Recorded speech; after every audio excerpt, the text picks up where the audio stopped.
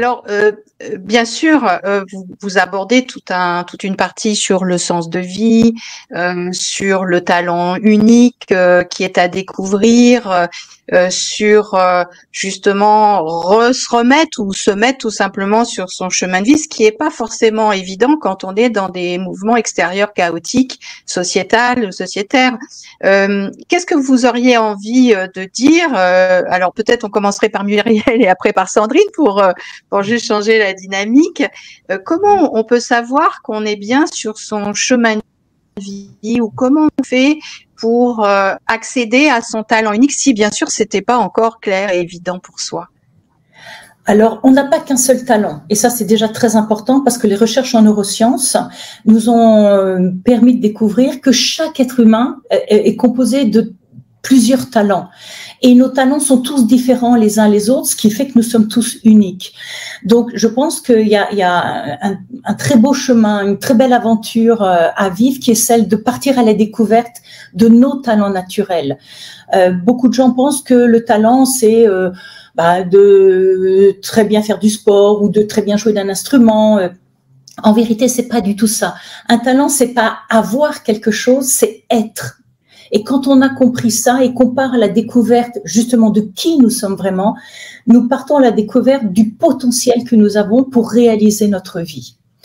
Donc, et sur cette base-là, ensuite, effectivement, c'est comment, une fois qu'on a découvert nos talents, nous allons mettre autour de nous un environnement qui va nous permettre d'exprimer ces talents. Je vous dis, vous avez par exemple un talent créatif.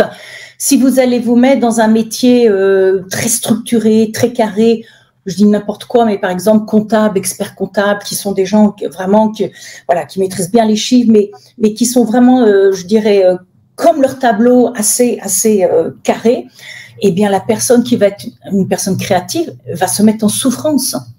Donc la première des choses, c'est quels sont mes talents naturels?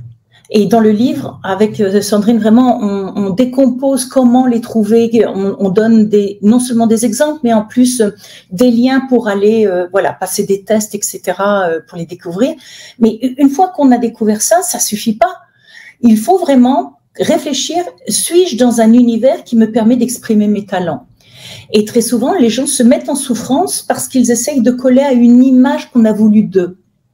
Éducation, par exemple, je grandis dans une famille où les parents ont un très joli poste et veulent que leurs enfants soient encore mieux qu'eux. Si votre papa ou votre maman est, je sais pas, professeur ou manager dans une entreprise, ils vont rêver que vous soyez encore mieux qu'eux.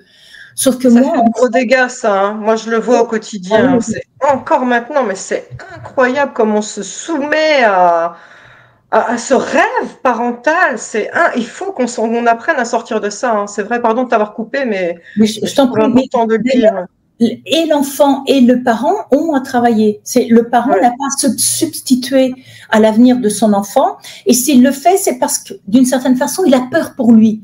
Peur que le monde étant tellement compliqué et anxiogène actuellement, il faut que mon enfant travaille beaucoup plus que moi, soit encore meilleur que moi, etc. Il y a l'image de l'ego du parent dans tout ça, mais il y a aussi la peur que mon enfant, lui, ne trouve pas sa place. Et puis, il y a l'enfant qui doit résister.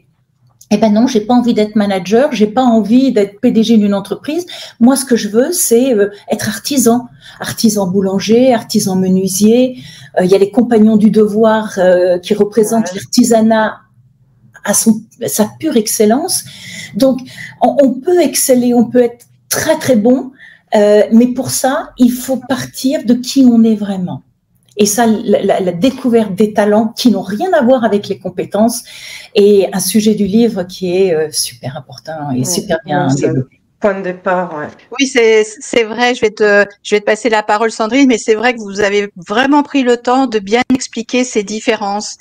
Parce que c'est souvent des questions que j'entends, c'est un talent, oui, mais c'est quoi? On peut parler de dons aussi, et c'est pas si évident. Donc de le rendre concret et de donner des significations autour des définitions, compétences, talents, ça va vraiment, je pense, être aidant. Donc je te passe la parole, Sandrine, autour de cette même question. Pour rebondir sur ce sujet, oui. c'est vrai que souvent on a tendance à confondre talent avec voilà, faire des trucs fantastiques comme faire des beaux tableaux, comme disait Muriel, être champion, tout ça. La qualité d'écoute est un talent. Trouver les mots pour faire du bien à une personne est un talent.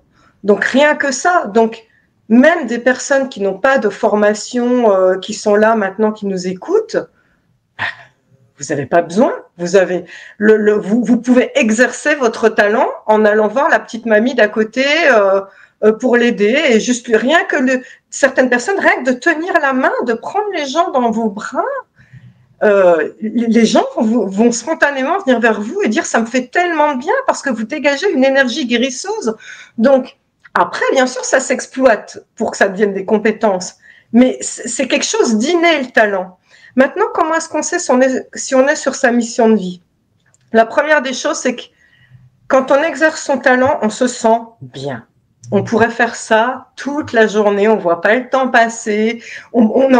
Si on avait l'abondance financière, on ferait ça. Voilà, on exercerait son talent. Si on gagnait au loto, plutôt que de rester les fesses sur un canapé, on exercerait en permanence son talent. Donc déjà, vous vous dites, si j'avais plein d'argent, qu'est-ce que je ferais?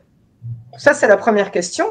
Et maintenant, en imaginant que votre ego, votre mental vous dise « Ah ouais, alors faudrait que je fasse tel truc, je sais pas, par exemple, que je construise une station de recyclage pour aider Terre-Mère et tout ça, puis qu'en cours de route, vous vous rendez compte que c'est une trop grosse entreprise, que vous n'avez pas été assez formé, vous n'avez pas les compétences, ou que finalement, pour X raisons, ça va pas. » Ce qu'il faut comprendre, c'est que il n'y a pas une unique route. La petite déviation que vous aurez pris pour revenir sur une autre route est une corde à votre arc supplémentaire pour construire qui vous êtes. Donc au final, la mission de vie, il ne faut pas croire que c'est un chemin tout droit, c'est réajuster à chaque fois parce que vous évoluez palier par palier, et donc régulièrement, eh bien, reposez-vous la question: qui suis-je? Est-ce que je suis toujours alignée avec ce que j'ai décidé de faire? Est-ce qu'il y a un petit réglage à faire, une petite évolution à faire? Autre chose à savoir, c'est que l'invisible là-haut, quand on est aligné avec sa mission de vie, ils aiment vous le faire savoir. Donc vous allez avoir ce qu'on appelle les synchronicités, c'est-à-dire, alors ça c'est dans le monde entier, les livres aiment beaucoup en parler, beaucoup de gens en font l'expérience. C'est alors, outre les plumes qui vous tombent dessus, les synchronicités, les répétitions de chiffres, toutes ces choses-là, ça devient de plus en plus magique. C'est-à-dire que vous dites dans votre tête une phrase « Tiens, il faut que j'appelle un tel », et au moment où vous dites ça, le prénom que vous avez mentionné apparaît sur un post de votre Facebook. C'est-à-dire que tout est répété quasiment en temps réel par l'univers pour vous dire « Oui, c'est ça. Oui, tu as compris. Oui, tu es sur la bonne voie. » Voilà. Et quand bien même, on a le libre arbitre et vous avez le droit, même si l'univers vous donne des signes en disant « Oui, oui, c'est bien, continue », à tout moment dire « Ouais, mais bon, j'ai envie d'expérimenter autre chose. » Et faites. Tant que c'est quelque chose qui vous anime, il ne faut pas que ça vienne de l'ego. Si ça vient de l'ego et que c'est suggéré par l'extérieur, on en revient à l'histoire des parents pour coller à une image qu'on veut mettre sur vous, ça ne fonctionnera pas. Il faut à chaque fois que cet élan de vie vienne de ce qui vous anime de l'intérieur. Si c'est quelque chose qui vous fait pétiller les yeux, les papillons dans le ventre, alors vous êtes sur la bonne voie et vous pouvez changer quand vous voulez. Je rajouterais même, il y a encore un signe, tu me diras si tu l'as remarqué aussi, Sandrine, qui est que quand on est sur notre chemin de vie, c'est comme si un tapis rouge se déroulait devant nous. C'est-à-dire que tout devient facile. Tout est fluide. Voilà, il y a une fluidité dans les actions et dans les résultats des actions. Il y a les gens qui arrivent au bon moment, quand vous y attendez pas. Budget qui tombe du ciel. Ah oui, non, mais des histoires incroyables. Ouais. Donc là, ne vous posez pas de questions, vous êtes sur votre chemin de vie. Ah oui. Dans la mesure où c'est fluide, où tout arrive, même vous êtes juste là et vous dites mais merci la vie qui me permet de rencontrer ces gens, de vivre ces expériences, d'avoir ces résultats. Continuez, vous êtes dessus.